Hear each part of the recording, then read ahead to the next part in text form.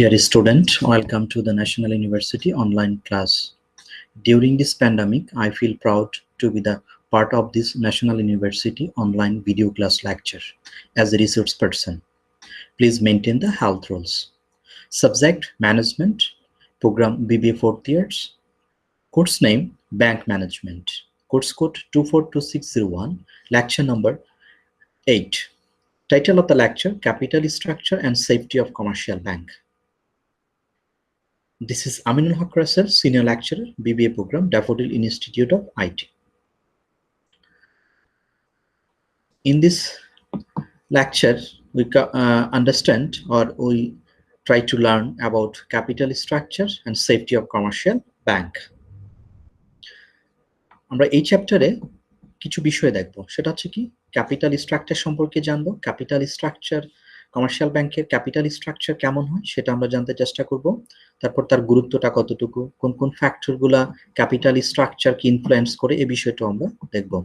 দেন আমরা দেখব capital structure এবং ফাইন্যান্সিয়াল স্ট্রাকচারের মধ্যে পার্থক্যটা কি, অপটিমাম ক্যাপিটাল স্ট্রাকচার কাকে বলে, তার ফিচার্সগুলো কি, ক্যাপিটাল স্ট্রাকচার ফরমেশনে আমাদের দেশে কি প্রবলেম সেটা দেখবো আমরা।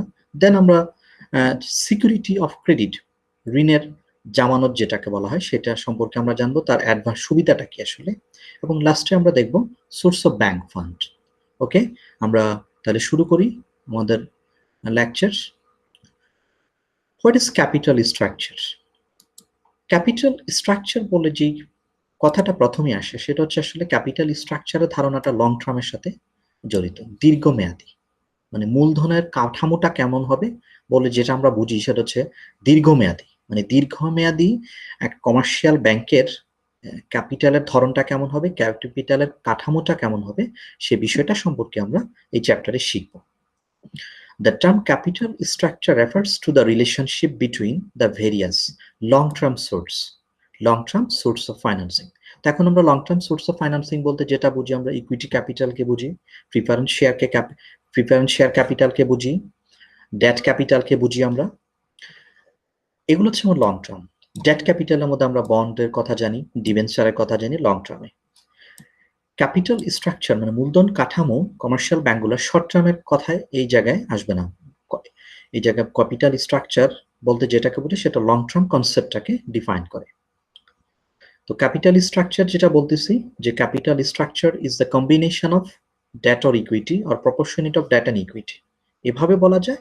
বিষয়টাকে আবার ইকুইটি ক্যাপিটাল আছে, প্রিফারেন্স শেয়ার ক্যাপিটাল আছে, ডেট ক্যাপিটাল, এভাবে ওটাকে ক্লাসিফাই করা যায়।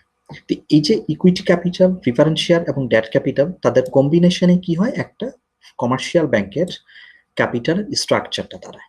এখন এই ক্যাপিটাল স্ট্রাকচারটা খুব একটা গুরুত্বপূর্ণ বিষয়, কারণ গুরুত্বপূর্ণ বিষয় এই কারণে যে ক্যাপিটাল স্ট্রাকচারের সাথে অনেকগুলা বিষয় জড়িত আছে। তার মধ্যে সব থেকে যেটা ক্লোজলি রিলেটেড সেটা হচ্ছে value of the firm, value of the firm, wealth maximize করা ফার্মের, এই সবগুলো বিষয় ডিপেন্ড করে ক্যাপিটাল স্ট্রাকচারটাকে ফাইন্যান্সিয়াল ম্যানেজার কিভাবে ম্যানেজ করতেছে সেটার উপর। যেটা বলতেছিলাম ক্যাপিটাল স্ট্রাকচার হচ্ছে একটা permanent financing of the firm company represented by primarily long-term debt and equity. যে ডেট এবং ইকুইটির কম্বিনেশনটাকে বলা হচ্ছে ক্যাপিটাল স্ট্রাকচার। তাহলে ক্যাপিটাল স্ট্রাকচারের লং টার্ম সোর্স থেকে এনে আমার ফান্ড রেজ করার যেটা সেটাকে বলা হচ্ছে ক্যাপিটাল স্ট্রাকচার, মানে ক্যাপিটালের কাঠামো। দেন আমরা বলতে পারি ক্যাপিটাল স্ট্রাকচার একটা কমার্শিয়াল ব্যাংকের ক্যাপিটাল স্ট্রাকচারটা কি দিয়ে হয় আসলে। যেমন প্রথমত authorize capital or nominated or registered capital, যেটাকে আমরা বলি অনুমোদিত মূলধন অথবা নিবন্ধিত মূলধন অথবা অবিহিত মূলধন বলি আমরা বলি ইস্যুড ক্যাপিটাল। ইস্যুড বলতে যেটাকে ইস্যুকৃত মূলধন, যেটাকে সাবস্ক্রাইব ক্যাপিটাল, সাবস্ক্রাইব যেটাকে আমরা বলি বিলিকৃত মূলধন, সাবস্ক্রাইব ক্যাপিটাল বিলিকৃত মূলধন। কলড আপ ক্যাপিটাল মিনস তলবকৃত মূলধন, তলবকৃত। দেন পেইড আপ ক্যাপিটাল যেটাকে আমরা বলি আদায়কৃত অথবা পরিশোধিত, আদায়কৃত অথবা পরিশোধিত। তো এগুলো হচ্ছে ক্যাপিটালের স্ট্রাকচার কমার্শিয়াল ব্যাংকের।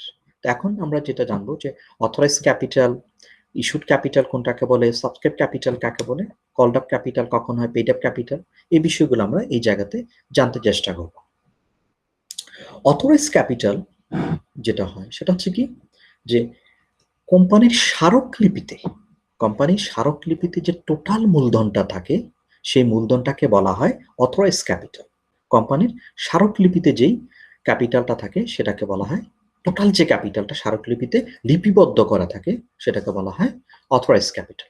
সাপোজ আল আরাফা ইসলামী ব্যাংক তারা কি করলো, তাদের অথরাইজ ক্যাপিটাল আমরা ধরে নিই, বোঝার সুবিধার্থে আমরা ধরে নিলাম এটা 500 কোটি টাকা, ধরে নিলাম আমরা 500 কোটি টাকা অথরাইজ ক্যাপিটাল। এখন সেই অথরাইজ ক্যাপিটালটার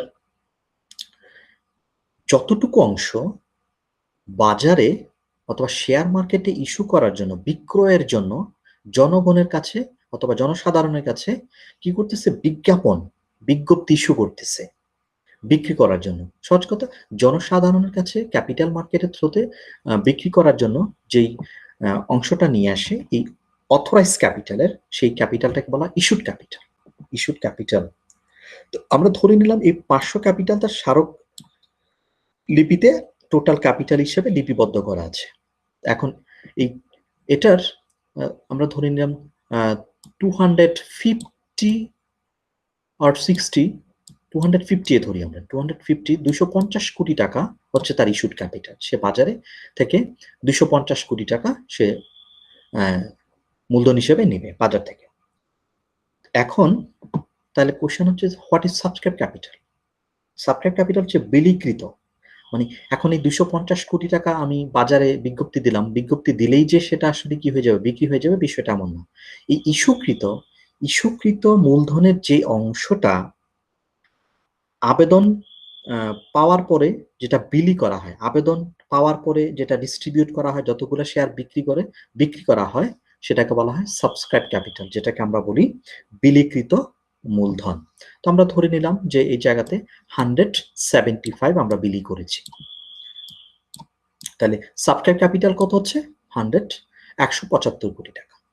এখন বলতেছে যে এই বিলিকৃত মূলধনের যতটুকু, সবটুকু তো আর ক্যাপিটাল হিসেবে পাচ্ছে না, তো যতটুকু সে কি করতেছে, শেয়ার হোল্ডারদেরকে পরিশোধ করার জন্য একটা তলব করে, এটার এই 175 কোটি টাকা পাওয়ার জন্য সে কি করে, শেয়ার হোল্ডারদের কাছে একটা তলব করে পরিশোধ করার জন্য। তো এখনই তলব করার পরে দেখা গেল যে সে পেয়েছে 125 কোটি টাকা। তার মানে কি, তার তলবকৃত ক্যাপিটাল হচ্ছে, সে তলব করার পরে শেয়ার হোল্ডাররা পরিশোধ করছে 125 কোটি টাকা, তাহলে তার পেইড আপ ক্যাপিটাল হচ্ছে 125 কোটি, কলড আপ ক্যাপিটাল, তলবকৃত মূলধন হচ্ছে 125 কোটি টাকা।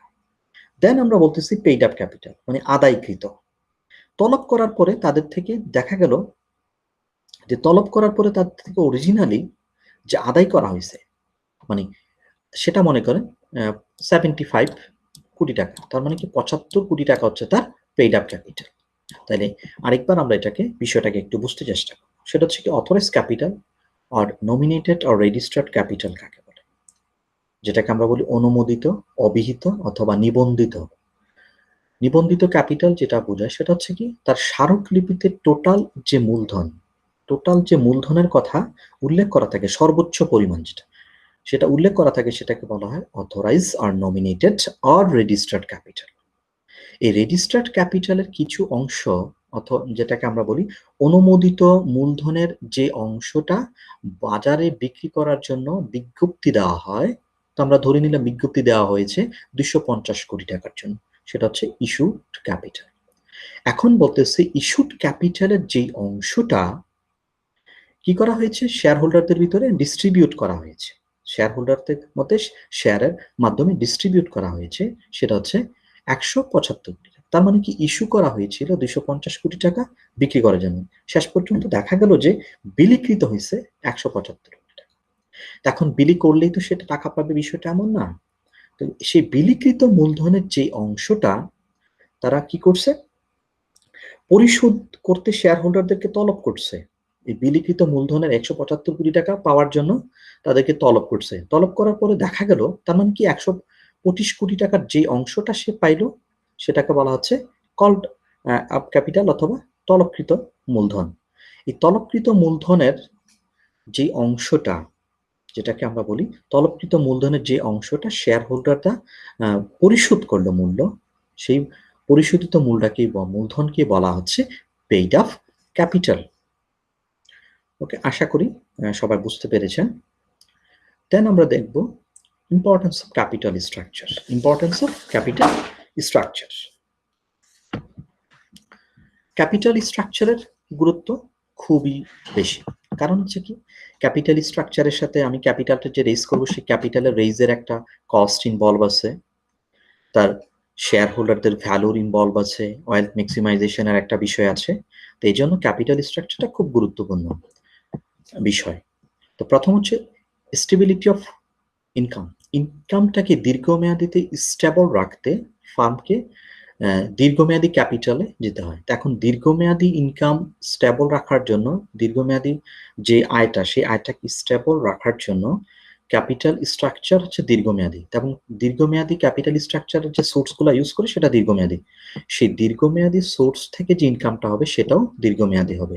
তো ইনকাম লেভেলটাকে স্টেবল রাখার জন্য লং টার্মে ক্যাপিটাল স্ট্রাকচারটা খুব গুরুত্বপূর্ণ। ক্যাপিটাল স্ট্রাকচারের উপরে ডিপেন্ড করে অর্গানাইজেশনের ভ্যালুটা ডিটারমাইন্ড হয়। যদি ক্যাপিটাল স্ট্রাকচার আমরা বলি যে ক্যাপিটাল স্ট্রাকচার যদি আমার ডেট ক্যাপিটাল বেশি হয়, তাহলে ডেট ক্যাপিটাল যদি বেশি হয়ে যায় সেক্ষেত্রে আমার শেয়ারের ভ্যালু ফার্মের ইপিএস এর শেয়ার প্রতি আয় যে সেই শেয়ারের প্রতি আয় যে ইপিএস যেটা সেটা বেড়ে যায়। কি নিলে? ডেট ক্যাপিটাল নিলে। এখন ডেট ক্যাপিটাল নেওয়ার ক্ষেত্রেও আমাকে কি থাকতে হবে? খুব সতর্ক থাকতে হবে। ইপিএস তখন বেড়ে যায়। কেন সতর্ক থাকতে হবে? কারণ হচ্ছে যে আমার শেয়ার হোল্ডারদের ফিক্সড কোনো ইনকাম দিতে হয় না শেয়ার হোল্ডারদেরকে, কিন্তু আমার ডেট ক্যাপিটাল হোল্ডারদেরকে ফিক্সড ইন্টারেস্ট আমাকে পে করতে হয়। তো এজন্য তার ফাইন্যান্সিয়াল অব্লিগেশনটা ফিক্সড হয়ে যায়। তখন কোম্পানির যে ভ্যালুটা, সেই ভ্যালুর মধ্যে তার ক্রেডিট রেটিং এর মধ্যে একটা বিশাল একটা প্রবলেম হয়, যে কারণে লং টার্মে দেখা যায় যে ব্যাংকগুলোর ক্রেডিট রেটিংটা ফল করে। যাই হোক, আমরা যে প্রসঙ্গটা ছিলাম সেটাতে আসি। Maximisation of wealth. Wealth maximisation করতে গেলে কি করতে হবে? আমাকে ডেট ক্যাপিটালের উপরে ডিপেন্ড হতে হবে, আবার এমনভাবে ডিপেন্ড হতে হবে যেন খুব বেশি পরিমাণে না হয়ে যায়, ফাইন্যান্সিয়াল অব্লিগেশন যেন বেড়ে না যায়, সেই দিকে আমাকে খেয়াল রাখতে হবে। ওয়েলথ ম্যাক্সিমাইজেশন আর একটা বিষয় হচ্ছে যে আমাকে ওয়েলথ যদি ম্যাক্সিমাইজ করতে হয় তাহলে আমাকে কস্ট কমাইতে হবে। এখন এই যে ক্যাপিটাল আমি রেজ করব, এই ক্যাপিটাল রেজ করলে তো আমাকে ফান্ডের এগেনস্টে, ক্যাপিটালের এগেনস্টে আমাকে কি করতে হবে? কস্ট পে করতে হবে। যেমন কস্ট অফ ডেট ক্যাপিটালের জন্য পে করতে হবে আমাকে, কস্ট অফ প্রিফারেন্স শেয়ারের জন্য পে করতে হবে আমাকে, কস্ট অফ ইকুইটির জন্য আমাকে পে করতে হবে। এখন বলতেছে যে ডেট ক্যাপিটাল থেকে যদি নেই তাহলে আমি সব থেকে কম কস্ট পাবো, কিন্তু ডেট ক্যাপিটাল থেকে নিলে কি হবে? আমাকে তো এটাও মাথায় রাখতে হবে যে ডেট ক্যাপিটাল আমার অব্লিগেশনটাকে বাড়িয়ে দেয়, আমার ফাইন্যান্সিয়াল রিস্ক বেড়ে যায়। তার মানে কি করতে হবে? আমাকে এমন একটা ক্যাপিটাল স্ট্রাকচার দাঁড় করাতে হবে যে আমার ফার্মের ভ্যালু ইনক্রিজ করে, বাট ফাইন্যান্সিয়াল অব্লিগেশনও যেন ঠিক থাকে, এবং ফাইন্যান্সিয়াল অব্লিগেশন যেন বেড়ে না যায়। তো আলটিমেটলি কি হবে? কস্ট যদি আমি কমাইতে পারি তাহলে ফার্মের ভ্যালুটা, দ্যাট মিনস সম্পদের যে সর্বাধিকরণ সেটা হয়ে যাবে। দেন আমরা বলতেছি ইম্পর্টেন্স অফ ক্যাপিটাল স্ট্রাকচারের মধ্যে increase total value of the farm. ফার্মের টোটাল যে ভ্যালুটা, সেই ভ্যালুটা ইনক্রিজ করে কার? ফাইন্যান্সিয়াল ব্যাংকের, কমার্শিয়াল ব্যাংকের টোটাল ভ্যালুটা ইনক্রিজ করতে ক্যাপিটাল স্ট্রাকচার হেল্প করে। কারণ ফার্মের ভ্যালুটা ডিটারমাইন্ড করা হয় কিভাবে? ফার্মের ভ্যালু ডিটারমাইন্ড করা হয়, আমরা যখন ফার্মের ভ্যালুটা ক্যালকুলেশন করতে যাই তখন D equal to K minus G. এখন আমার যদি এই কেটা বেড়ে যায়, মানে কস্টের যদি বেড়ে যায়, তখন কি হবে? আমার ফার্মের ভ্যালুটা সর্বোচ্চ হবে না, কিন্তু ফার্মের ভ্যালু ইনক্রিজ করবে না। তো ফার্মের ভ্যালু ইনক্রিজ করতে হলে আমাকে কি করতে হবে? ফার্মের ভ্যালু ইনক্রিজ করতে হলে আমাকে ডেট ক্যাপিটাল এবং ইকুইটি ক্যাপিটালের এমন একটা মিশ্রণ তৈরি করতে হবে, এমন একটা কম্বিনেশনে আমার ক্যাপিটাল স্ট্রাকচারটা নিতে হবে যে ফার্মের ভ্যালু যেন বৃদ্ধি পায়, কস্ট যেন মিনিমাম থাকে। কস্ট যদি মিনিমাম থাকে তাহলে ফার্মের ভ্যালুটা বেড়ে যাবে। তো এই জন্য এই যে কস্ট আমি কোন সোর্স থেকে নিলে, ডেট ক্যাপিটাল থেকে নিব নাকি কমন স্টক থেকে নিব নাকি ইকুইটি ক্যাপিটাল থেকে, সেটার উপরে ডিপেন্ড করে আমার ফার্মের ভ্যালুটা হয়, ডিটারমাইন্ড হয়। ফার্ম এক্সপানশন করার ক্ষেত্রে ক্যাপিটাল স্ট্রাকচার একটা খুব গুরুত্বপূর্ণ ভূমিকা পালন করে। কিভাবে গুরুত্বপূর্ণ ভূমিকাটা সে পালন করে? ক্যাপিটাল স্ট্রাকচার যখন আমরা দেখি যে ফার্মের ক্যাপিটাল স্ট্রাকচারটা আমরা এমনভাবে ডিজাইন করেছি যে জায়গাতে কস্টটা মিনিমাম হয়েছে। কস্টটা মিনিমাম হওয়ার কারণে আমার প্রফিট বেড়ে যায়। প্রফিট বেড়ে থেকে এই আয় থেকে কমার্শিয়াল ব্যাংকগুলো কি করতে পারে, তার নতুন প্রজেক্ট হাতে নিতে পারে, এক্সপান্ড করতে পারে, তার প্রফিট তখন বেশি হয়। প্রফিট বেশি হওয়ার কারণে, ফার্মের ভ্যালু বেশি হওয়ার কারণে সে কি করতে পারে, তার ফার্মের কোম্পানিটাকে অথবা তার ব্যাংকের বিভিন্ন এক্সপানশন করতে পারে। রিডাকশন অফ ক্যাপিটাল রিডিউস করার মাধ্যমে, ক্যাপিটাল স্ট্রাকচারটাকে সে ফ্লেক্সিবল করার থ্রুতে রিডিউস করার মাধ্যমে কি করতে পারে, ফার্ম তার ভ্যালুটা ইনক্রিজ করতে পারে। তো এই হচ্ছে যে ক্যাপিটাল স্ট্রাকচারের গুরুত্বটা। ক্যাপিটাল স্ট্রাকচার কি করে, তার ইম্পর্টেন্সটা কেন, সে ইনকামটা কি স্টেবল রাখে, ফার্মের ভ্যালুটাকে সর্বাধিকরণ করে এবং ফার্মের টোটাল ভ্যালুটাকে সে ইনক্রিজ করে দেয়, ফার্মের এক্সপানশন করতে হেল্প করে এবং ক্যাপিটালটা কস্ট যেটা সেটাকে রিডিউস করে দেয়। তো এই জন্য ক্যাপিটাল স্ট্রাকচারের গুরুত্ব খুব বেশি। What factors influence the capital structure? Capital স্ট্রাকচারকে কোন কোন ফ্যাক্টরগুলো ইনফ্লুয়েন্স করে? অনেক ধরনের ফ্যাক্টর আছে ক্যাপিটাল স্ট্রাকচারকে ইনফ্লুয়েন্স করে। প্রথম যে ফ্যাক্টরটা সেটাকে হচ্ছে কস্ট অফ ক্যাপিটাল। প্রথম যে ফ্যাক্টরটা সেটা কি, কস্ট অফ ক্যাপিটাল। আমরা যে ক্যাপিটাল রেজ করি সেই ক্যাপিটালের একটা কস্ট থাকে। এখন আমাকে এমন সোর্স থেকে ক্যাপিটাল রেজ করতে হবে যেন ফাইন্যান্সিয়াল অব্লিগেশনও বেড়ে না যায়, আবার ক্যাপিটালের কস্টও যেন না বাড়ে, কারণ কস্ট যদি বেড়ে যায় তাহলে প্রফিট কমে যাবে। এই বিষয়টা, কস্ট অফ ক্যাপিটাল যদি বেশি হয় তাহলে ফার্মের ভ্যালুও কমে যাবে।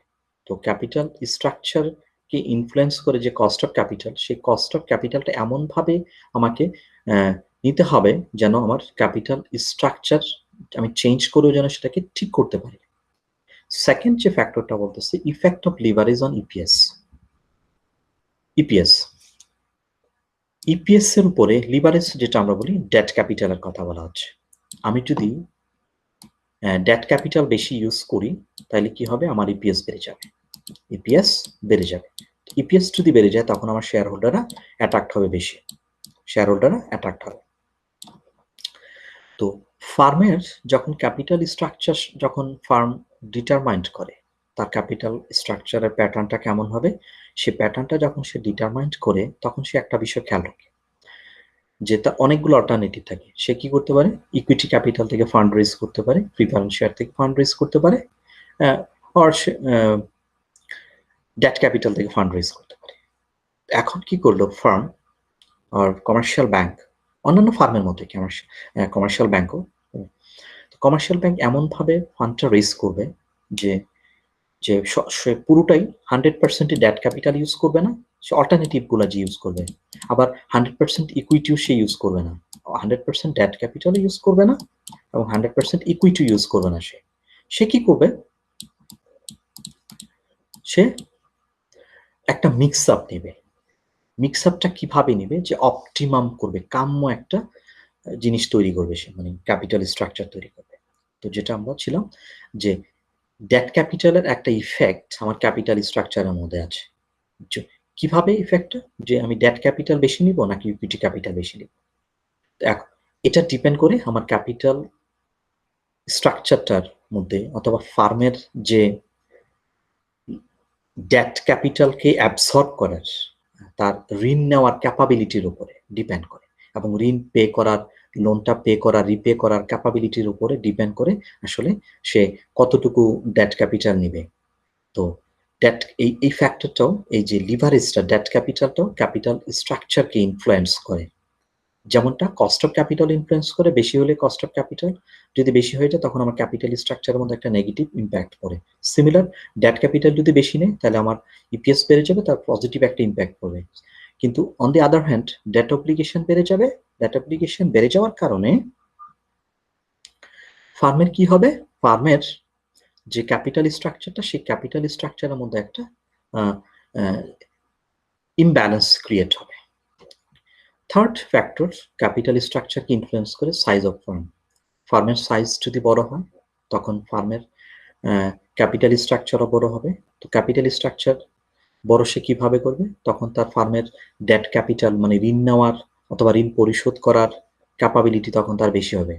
তো ক্যাপিটাল স্ট্রাকচারটা ডিপেন্ড করতেছে মানে আমি কি ধরনের ক্যাপিটাল নিব, আমি কি ডেট নিব নাকি ইকুইটি নিব, সেটা ডিপেন্ড করতেছে ফার্মের সাইজের উপরে। ফার্মের সাইজ যদি বড় হয় তখন সে ডেট ক্যাপিটাল, দ্যাট মিনস ঋণ পরিশোধ করার তার ক্যাপাবিলিটি ভালো, তখন সে ডেট ক্যাপিটাল বেশি নিতে পারে। ওকে, দেন আমরা বলতেছি লেন্থ অফ ক্রেডিট, মানে আমি যে ক্রেডিটটা ইউজ করব, ঋণটা ব্যবহার করব, সেই ঋণটা আমি কতদিন ব্যবহার করব, কিভাবে ব্যবহার করব, কোন সেক্টরে ব্যবহার করব, এটার উপরে ডিপেন্ড করে আমার ক্যাপিটাল স্ট্রাকচারটা ডিজাইন করতে হয়। তো লেন্থ অফ ক্রেডিট আমি যদি বেশি দিনের জন্য দীর্ঘমেয়াদে যদি আমি ঋণ পাই, তখন আমি ক্যাপিটাল স্ট্রাকচারে ঋণ বেশি ইউজ করব, এবং আদারওয়াইজ আমি কি করবো, ইকুইটি ক্যাপিটালের দিকে বেশি যাব। আমরা দেন বলতেছি আমরা ফ্লোটেশন কস্ট। ফ্লোটেশন কস্ট কি? ক্যাপিটাল রেজ করার জন্য যে খরচটা, যেটাকে আমরা বলি ফ্লোটেশন কস্ট। ফ্লোটেশন কস্ট কি করে? ফ্লোটেশন কস্ট আমার ক্যাপিটালের স্ট্রাকচারটাকে বাড়িয়ে দেয়, মানে ক্যাপিটালের কস্টটাকে বাড়িয়ে দেয়, সে ক্যাপিটালের কস্টটাকে ইনফ্লুয়েন্স করে সে।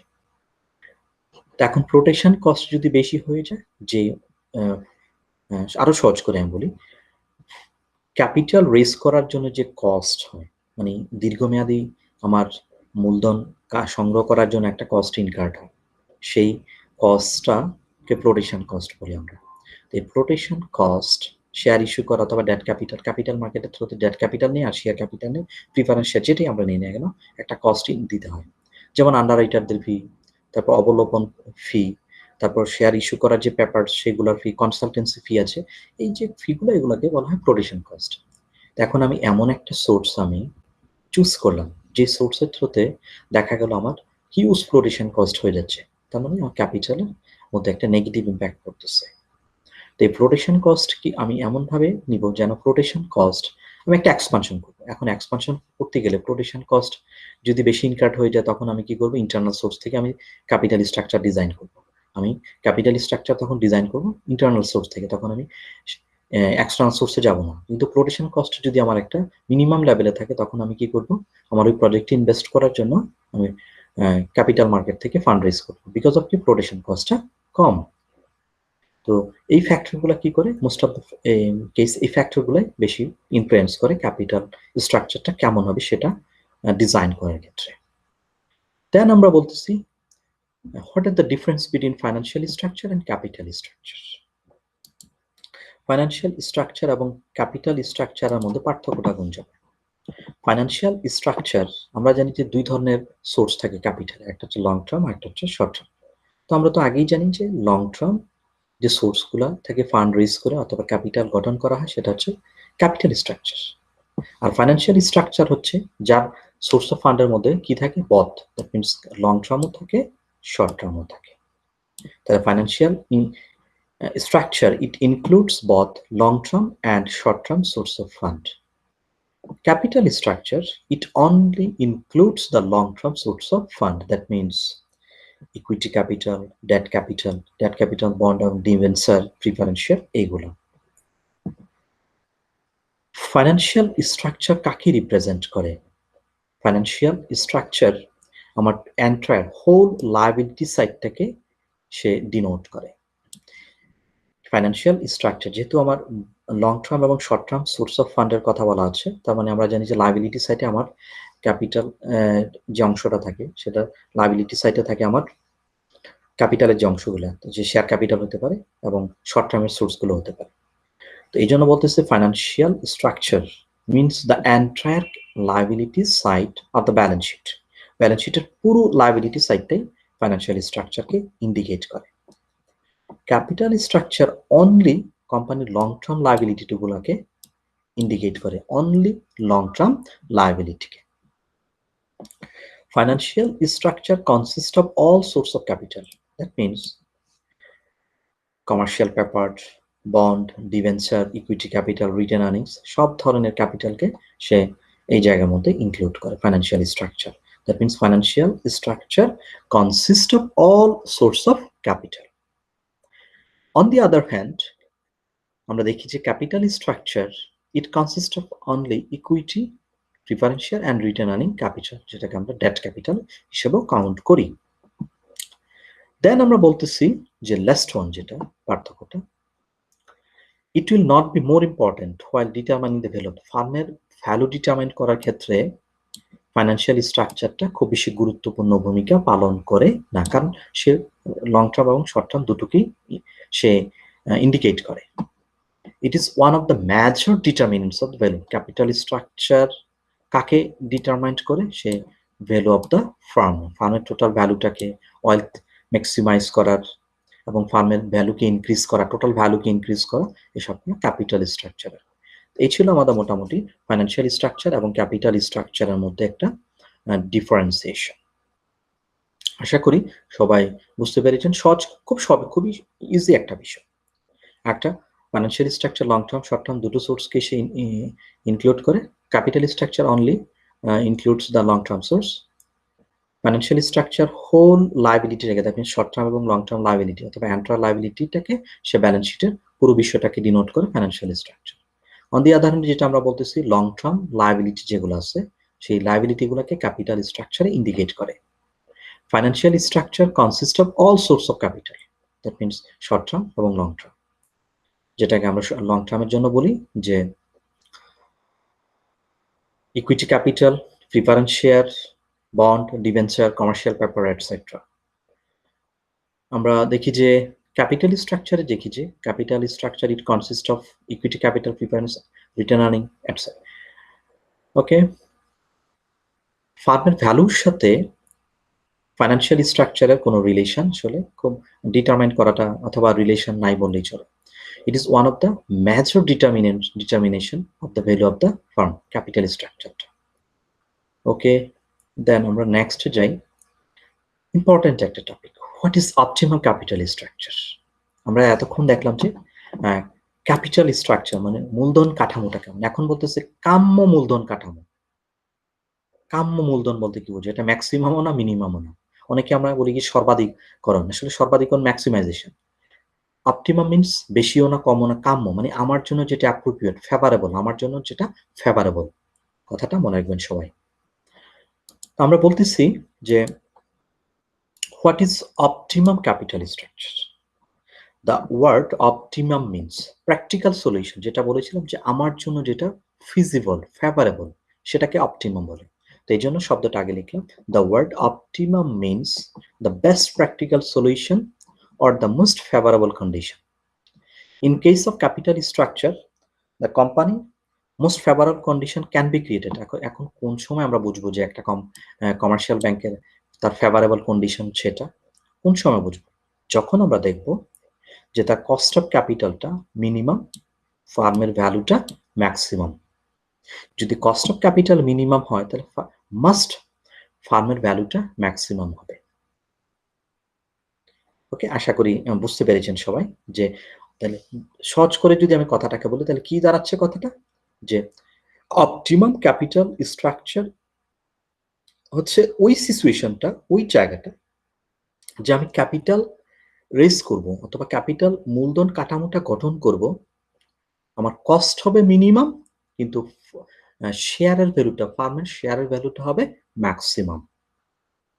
তো এই জন্য আমরা একটা ডেফিনেশন লিখেছি, optimum capital structure is the capital structure at which the weighted average cost of capital, যে আমরা একটু লিখি আসলে এই জিনিসটা বোঝার জন্য। weighted average cost of capital যখন আমরা ফার্মের ভ্যালু ডিটারমাইন করি, D divided by K minus D, এটা ফার্মের ভ্যালু যে কোনো ফার্মের, ব্যাংক হোক অথবা অন্য কোনো অর্গানাইজেশন হোক, অন্য কোনো ইনস্টিটিউট হোক, যেটাই হোক, এই যে কেটা এটা হচ্ছে কস্ট অফ ক্যাপিটাল। এটা হবে কি মিনিমাম। এটা মিনিমাম যদি হয় তখন এটা হবে ম্যাক্সিমাম। এই যে সিচুয়েশনটা সেটাকে বলা হয় optimum capital structure. That means আমার প্রিফারেন্স শেয়ার, আমার ইকুইটি শেয়ার এবং আমার ডেট ক্যাপিটাল, এই যে তিনটার কম্বিনেশনটা এমন হবে, এই তিনটার কম্বিনেশনটা এমন হবে যে আমার ফার্মের ভ্যালুটাকে ম্যাক্সিমাম করবে, কস্টটা থাকবে মিনিমাম। কারণ এই তিনটার কস্ট আলাদা আলাদা। এই তিনটার কস্টকে একত্রিত করে কম্বাইন্ড করে তাদের ওয়েট দিয়ে মাল্টিপ্লাই করে, তাদের কস্টকে যদি ওয়েট দিয়ে মাল্টিপ্লাই করে দেন সবগুলোকে সাম আপ করে আমরা যেটা পাই সেটাকে বলা হয় weighted average cost of capital. এই ওয়েটেড অ্যাভারেজ কস্ট অফ ক্যাপিটালটাই হচ্ছে এটাই কে এর ভ্যালুটা।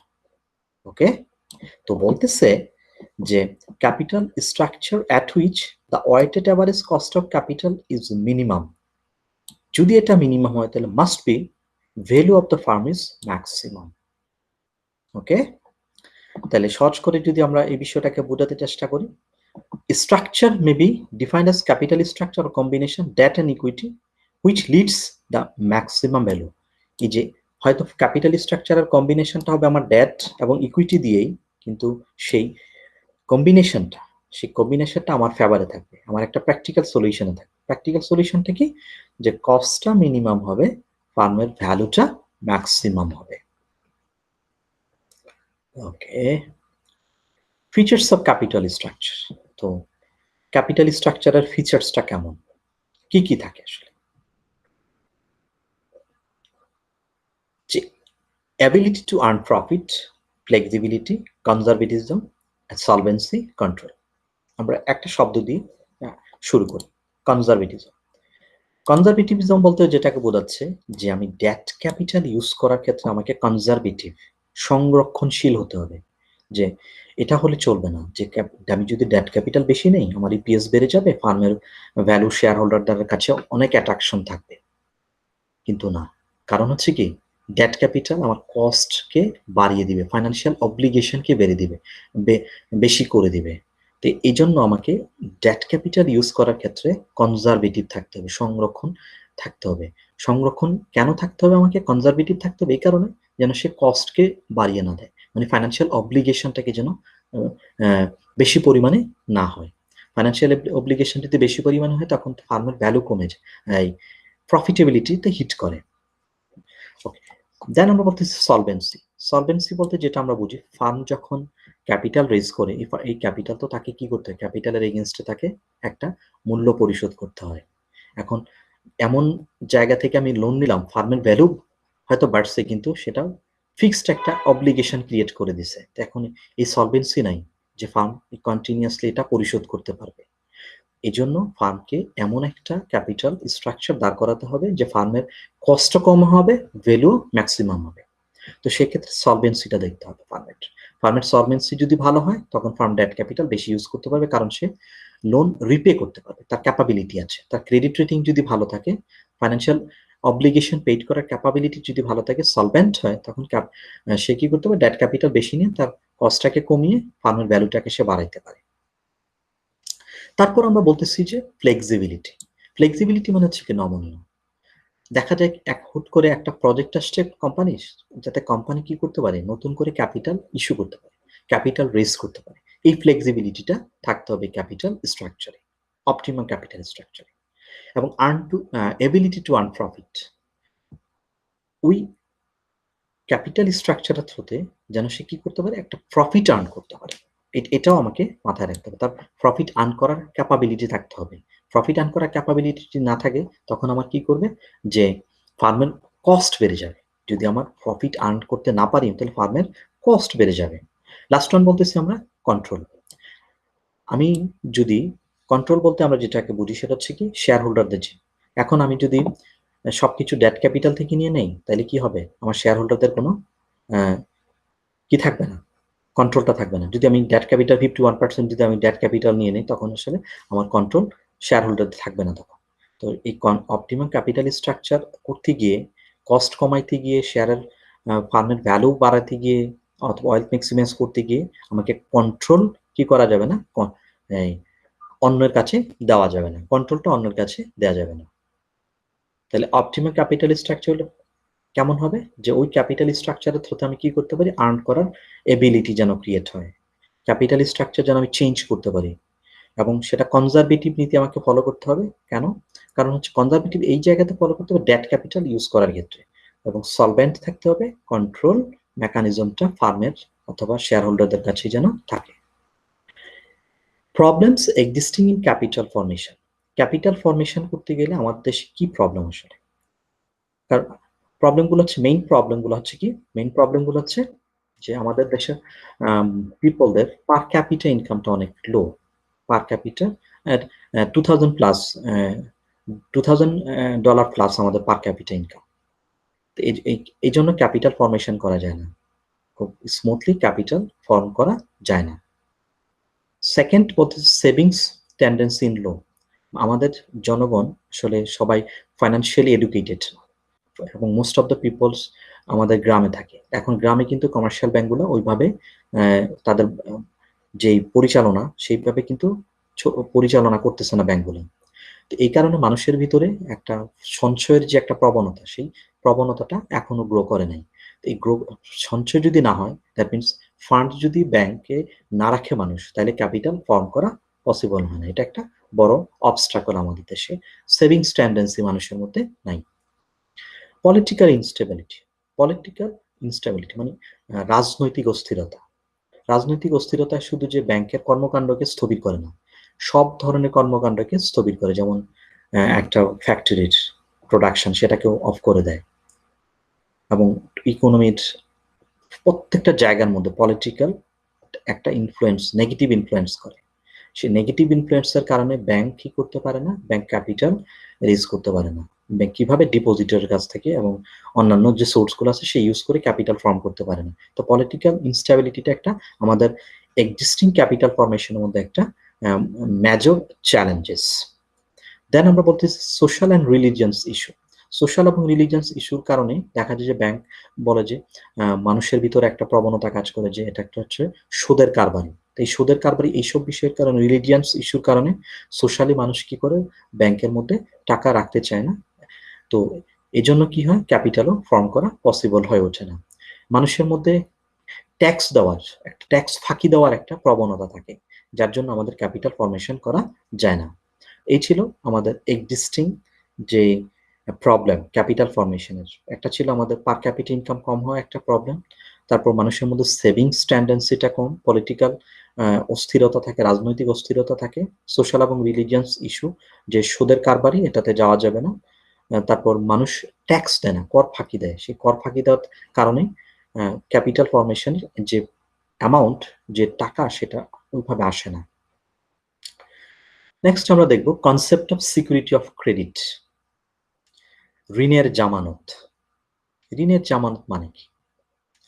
ঋণের জামানত হচ্ছে, মনে করেন যে আমি একটা লোন নিলাম, ব্যাংক আমাকে এইভাবে লোন দিবে না।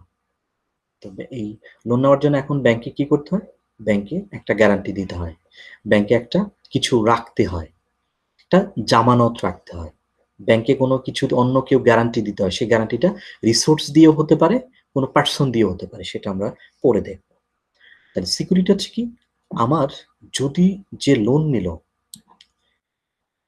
মিস্টার এক্স সে লোন নিল, দেখা গেল তার লোন রিপে করার ক্যাপাবিলিটি, হঠাৎ করে তার বিজনেস লস করছে, হঠাৎ করে তার আর্নিং কমে গেছে, তখন সে লোনের টাকা সে পরিশোধ করতে পারতেছে না।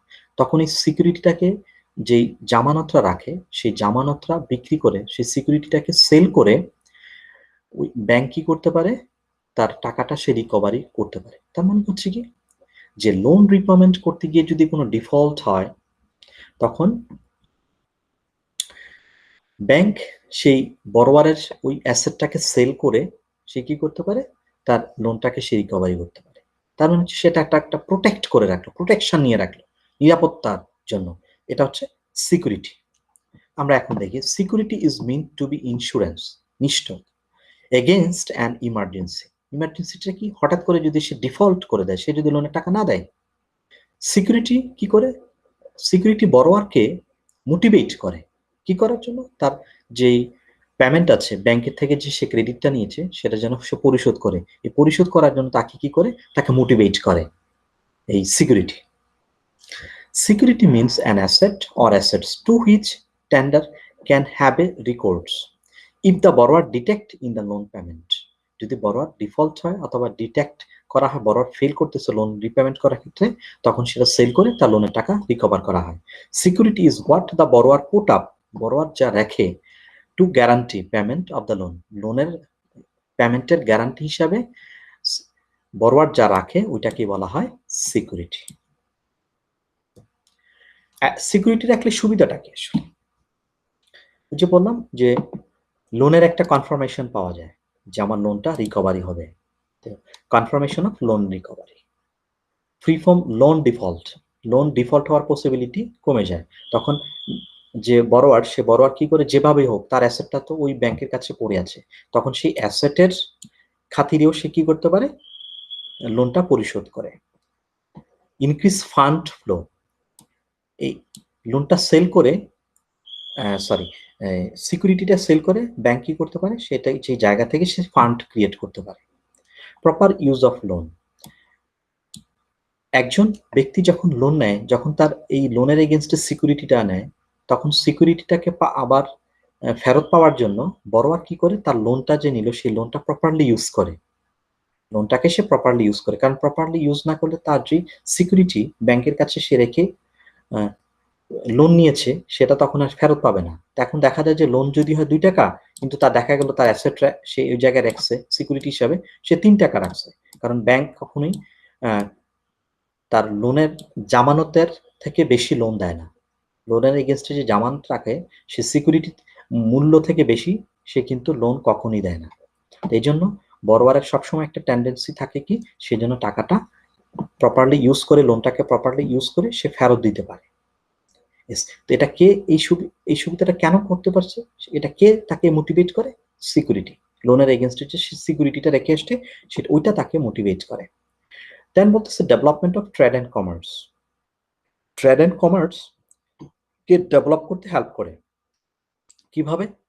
সে ট্রেডিং এর ট্রেড এবং কমার্সের জন্য মনে করেন সে লোন নিল, এলসি ওপেন করে সে লোন নিল। এখন এই এলসি ওপেনের যত যাবতীয় মালামাল সে বাইরের দেশ থেকে আনলো, কিন্তু এটা কার গোডাউনে থাকবে?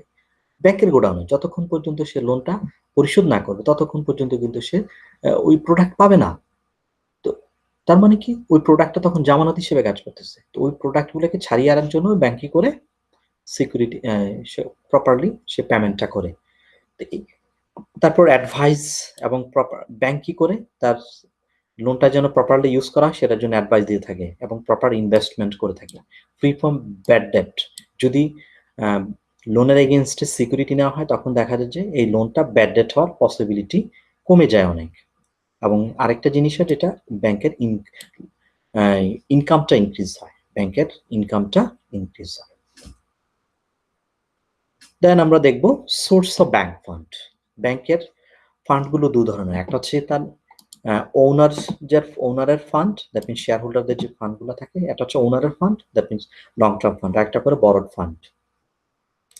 তো আমরা এই জায়গায় যেটা সাজিয়েছি ওনার অথবা লং টার্ম ফান্ড, ওনার অথবা লং টার্মের ফান্ডটাকে 4 ভাগে ভাগ করা হয়েছে, অথবা 4 ধরনের লং টার্ম ফান্ড আমরা দেখতে পাই ব্যাংকের ফান্ডের মধ্যে, সোর্সের মধ্যে। একটা হচ্ছে পেইড আপ ক্যাপিটাল, যেটা আমরা অলরেডি ডিসকাস করে ফেলছি। রিজার্ভ ফান্ড, ব্যাংক কি করে, তার প্রফিটের একটা অংশ সে পুরো অংশটা শেয়ার হোল্ডারদেরকে দেয় না, সেই শেয়ার কিছু জিনিস, কিছু ফান্ড এই ক্যাপিটাল রিটার্ন আর্নিং থেকে, অথবা রিটার্ন আর্নিং না, প্রফিটের একটা অংশ সে কি করে রেখে দেয়, এবং সেটা বোর্ড অফ ডিরেক্টরের মিটিং এর থ্রুতে সেটা সঞ্চিতি হিসেবে সে রেখে দেয়। এই সঞ্চিতিগুলো আবার 3 ধরনের থাকে, একটা হচ্ছে জেনারেল রিজার্ভ ফান্ড, স্ট্যাটুরি, যেটা স্ট্যাটুরি হচ্ছে কি, যেমন 20% তাকে কি করতে হয়, স্ট্যাটুরি রিজার্ভ হিসেবে ব্যাংকে রেখে দিতে হয় 20%। এবং একটা হচ্ছে আদার্স রিজার্ভ, যেটাকে আমরা সিআরআর, ক্যাশ রিজার্ভ রিকোয়ারমেন্ট হিসেবে বলি। জেনারেল রিজার্ভ ফান্ড হচ্ছে কি, যে প্রফিটের একটা অংশ সে ডিস্ট্রিবিউট না করে তার ফান্ডে সঞ্চিতি আকারে রেখে দিল, সেটাকে জেনারেল ফান্ড বলতেছে। তারপর আরেকটা লং টার্ম যেটা হয় সেটা হচ্ছে আনডিস্ট্রিবিউটেড প্রফিট, প্রফিটের যে অংশটা সে ডিস্ট্রিবিউট করলো না ওই অংশটা থেকেও সে লং টার্ম ফান্ডের ক্ষেত্রে ইউজ করতে পারে। Share premium and share bonus, দেখা যায় যে শেয়ার প্রিমিয়াম দিছে। শেয়ার প্রিমিয়াম যেটা হচ্ছে শেয়ারের যে প্রাইসটা থাকে, মূল্যটা থাকে, ফেস ভ্যালু, সেই ফেস ভ্যালু থেকে বেশি যদি নেয়, মনে করেন শেয়ারের প্রাইস হচ্ছে পার ভ্যালু হচ্ছে 10 টাকা, এখন দেখা গেলো তার 100 টাকা, সেই 100 টাকার পরেও যদি 120 টাকা নিল, এই যে 20 টাকা সেই শেয়ার প্রিমিয়াম, এই যে 20 টাকা দিয়ে সে কি করতে পারে, ফান্ড রেজ করে। এই মোটামুটি এইভাবে কি করে ব্যাংকগুলো তার ফান্ড রেজ করতে পারে। ওকে, তো থ্যাংক ইউ। আশা করি সবাই এই চ্যাপ্টারটা ক্লিয়ার হয়েছেন আপনাদের। তো আপনাদের যদি কারোর কোনো কোয়েশ্চেন থাকে, ইমেল অ্যাড্রেস দেওয়া আছে, সেই ইমেল অ্যাড্রেসে আপনারা মেইল করবেন আপনাদের কোয়েশ্চেনগুলো, এবং আমি আনসার দিতে চেষ্টা করব। আশা করি সবাই বুঝতে পেরেছেন, এবং সবাই ভালো থাকবেন, সুস্থ থাকবেন এবং নিরাপদে থাকবেন।